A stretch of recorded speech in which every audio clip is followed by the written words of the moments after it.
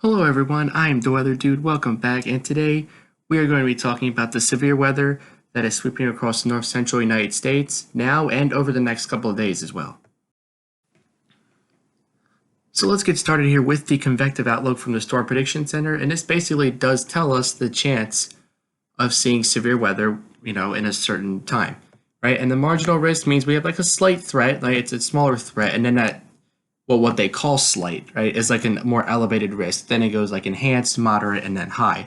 So it's like basically like a 1 to 5 scale. The slight would be a 2 on that scale. So it's still, a pretty serious threat. Even the marginal can be. And that's, you can see there across North Carolina and Virginia. All right, with some showers and thunderstorms moving their way from west to east. While we also have some storms moving northwest to southeast over the north central. And that's what we're going to focus on more today. All right, so again, here's the map. You can see, again, still several millions of people in that slight risk, and over a dozen, almost 24 million people in the marginal risk, right? So tornado, you can see the chance is pretty small. All right, so again, about 2%, but still a threat to be taken, seriously across Minnesota, as well as southern Virginia and northern North Carolina. Then the wind threat, all right, kind of goes along with the categorical map, right? Kind of the same thing. Right, that marginal is like that 5% area, right? You can see right here, all right, and across the Carolinas as well. But again, inside like where Minneapolis is, there is that higher threat of some, gustier winds, that maybe could. You can see the right down here, probability of a damaging thunderstorm winds of 50 knots or higher within 25 miles of a point. So that's some pretty serious wind we're talking about should it happen. And some hail within this region as well. We're going to go through all of those risks coming up here, right? Day 2. Now that we move from more of the upper Midwest to like the Midwest, right, where Ohio, Kentucky is, right, bigger marginal area, bigger slight area as well. So now we got about almost 9 million people in the slight risk and 31.3 million in the marginal, right? A lot of Midwestern cities there like Columbus, Cincinnati, Detroit, Indianapolis, Kansas City, right, Omaha, right? So some, more known places are going to be under the severe weather threat for tomorrow. Right, again, tornado not really going to be a problem here this time, but wind, of course, in those same areas, we could see some damaging winds, 50 knots or higher. Hail, going to be a thing further to the west and to the north, maybe some possibility of some hail there. And then the day 3 risks, you can see it's going to kind of retreat back, right? We're having like a second bout, if you will, coming in. So again, it's going to be back across the north central, including Minnesota, right? And day 3, we only get the probabilistic map, so that's the probabilistic, kind of like the same as categorical, right? We don't get all the detailed maps you get on days 1 and 2. With that said, here's the thunderstorm outlook. Again, 70%, that's a decent thunderstorm outlook across, like the areas of eastern Minnesota, northern Wisconsin, western Michigan, right? Kind of like near the UP area, right? So that's where you can see the greater chance for some thunderstorms to break out. All right, and then as you head, a few hours after that, all right, so you can see there's the forecast valid, so 4Z to 12Z, right? So this is kind of like, going into the overnight, and this is like the early morning, which does make sense. The thunderstorms will make their way to the east, they'll die out, maybe meaning that 70% layer will disappear, and the storms will continue to move their way to the east. All right, so we're going to be looking at 2 models here for the remainder of the video. So we're going to be looking at the NAM 3KM as well as the high resolution model, because especially for short-term severe weather events, I feel like they're the best maps to look at. So here is the NAM, right? And you can see not very bullish, right? Sometimes they can be, but some showers and thunderstorms do break out across Wisconsin, northern Illinois, and that's something to look out for, right?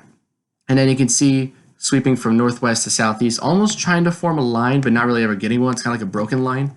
But with that said, those isolated cells can produce some, downpours that could cause some problems, right? I mean, look at the Kentucky flooding we just had, right? We had some thunderstorms, they produced flooding, and I played like over 15 dead. It was really a shame.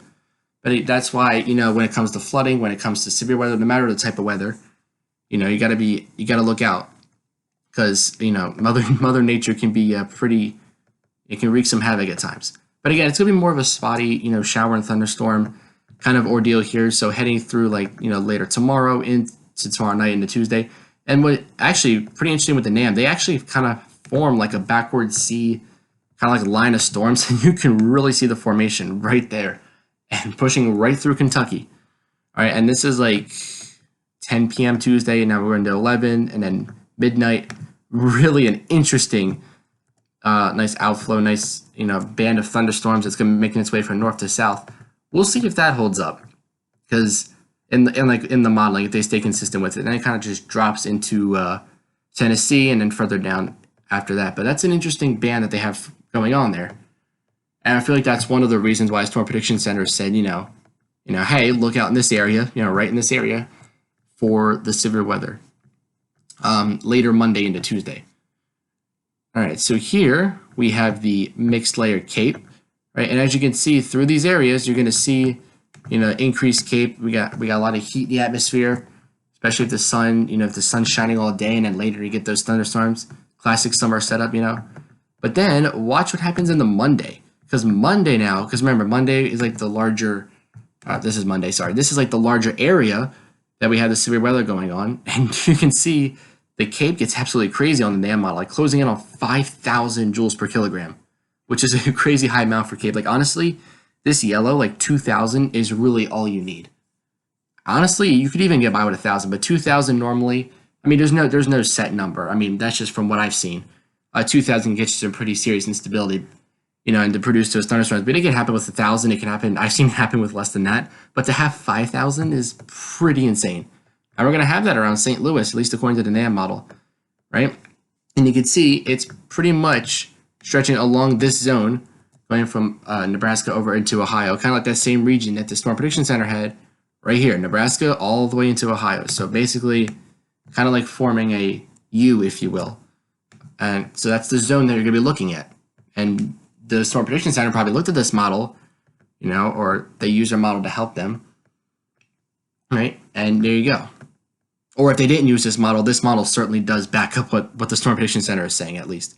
Right? And you can see more Cape fires up on Wednesday. So, or later Tuesday into Wednesday. So there'll be a lot of instability here over the next few days. So, look out. Even if a thunderstorm is not your forecast, they can certainly blow up. I've certainly seen like sunny days in Florida where they'll say no thunderstorms, and 4 p.m., we get like a downpour that comes out of nowhere. So that can be the type of situation we come across here. So with the instability and the increased moisture in mind, definitely be on the lookout for some thunderstorms. Now the shear is not too high, and that definitely does back up what I was thinking as to why these storms are, they're not lasting too long. They really don't have much shear, and the little bit of shear that is there is maybe like with the storm itself. Like it's not in a high shear environment. It's just like within the storm there's a little bit of shear, right? And you're not in a high shear environment. The storms aren't going to last as long, right? They don't have like the form factor that they need to keep lasting, and obviously they don't rotate as much either. So you have that. That's why we have that lessened tornado threat, but not zero, but lessened. But the low shear is definitely, I think, something that is keeping the storms, from getting that good form factor. And the shear comes in behind it, right? But yeah, I think. But still, be on the lookout. There still could be some downpours. Still could be some issues. All right, and here we have the supercell composite. All right, which kind of says like, what areas, or what storms are we looking at most that could, trigger some supercells, right? In those blues and the oranges, you can see right there is where we could see that through Monday, right? The supercell composite. It's not, I wouldn't say it's like a percentage basis. Like, oh, if you're here, you have like a 9 out of like 50 chance. Like, I don't think, because the graph I think does go up to 50. But I don't think that's not weighted on a percentage basis. But you can see in the higher numbers, obviously, you're going to have higher chances for supercells, and the environment will also be, more conducive to produce supercells. So just look out for that. Because again, you saw how they were like, the storms were small and circular, and sometimes supercells can look like that. So do keep that in mind. Significant tornado parameter, again, staying low for the most part, especially through Monday. But when it comes to tonight, we could see some tornadic activity, all right, especially through Iowa. All right, so be on the lookout for that. Again, any storm could produce that. All right, so here we have the rainfall prediction. Now, again, I would almost take this with a grain of salt, because especially with these storms, all right, the precip is going to be, we could see like 1 inch or 2 inches of rain, but maybe it occurs further south or north, but it's a general idea. And the reason I wanted to pull up this map more so is because they had that when the NAV, they were calling for that more organized batch of storms. Look how much that is. I mean, that's like 2 to 4 inches of rain in some small pockets over 4 inches of rain. And that definitely is impressive, no doubt. Like this little spot here in Tennessee, it's like over 4 inches. Yep, right there. It's a little speck. 4.1 inches, 4.7, but in a more broader area. I mean, from the southern tip of Indiana through Kentucky, extending into Tennessee, 2 to 4 inches of rain is nothing to mess around with. Even if you saw that in like a full 24 hours, but this could come in like a couple hours. So keep that in mind. Like it does not take much rain, especially to flood Kentucky. I mean, it extends, the center west part of the state. It goes into the eastern part of the state. All right, so nothing to mess around with there.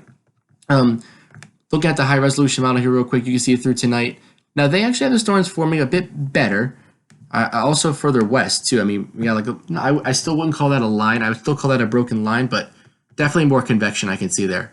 And kind of the line kind of sweeps to the east. More organized low pressure to the north. Can give these storms some more energy. Some more oomph, if you will. All right, and then as the low continues to strengthen, the storms will carry east with it. The low still, sitting around 1,001 millibars, and there's a storm still carrying the way over into Michigan, and that's the latest high resolution run that we have. Again, you can almost kind of see the little, kind of like troughing we have there with the pressure lines, right? Because you got the low up here. Here's your unstable atmosphere right in there. So, it's a prime atmosphere to form some thunderstorms. And the total precip for them, again, only goes out 18 hours, but you can still see it could, that purple there, about 2 inches. So we can dump a quick, 1-2 inches of rain anywhere in these blue regions. A quick half inch, 3/4 of inches, like with the blue. Then the lighter blue is like, inch and a half, closer to 2 inches. So definitely be on the lookout. Again, this is where we're going to see storms forming, not only, for tonight, Monday shift south, and then, by Tuesday, we might have another area back in the north central where the storms were today. So keeping that in mind, stay safe out there. Thank you guys for watching. I am the Weather Dude signing off. Till next time, I'll catch you guys in the next video.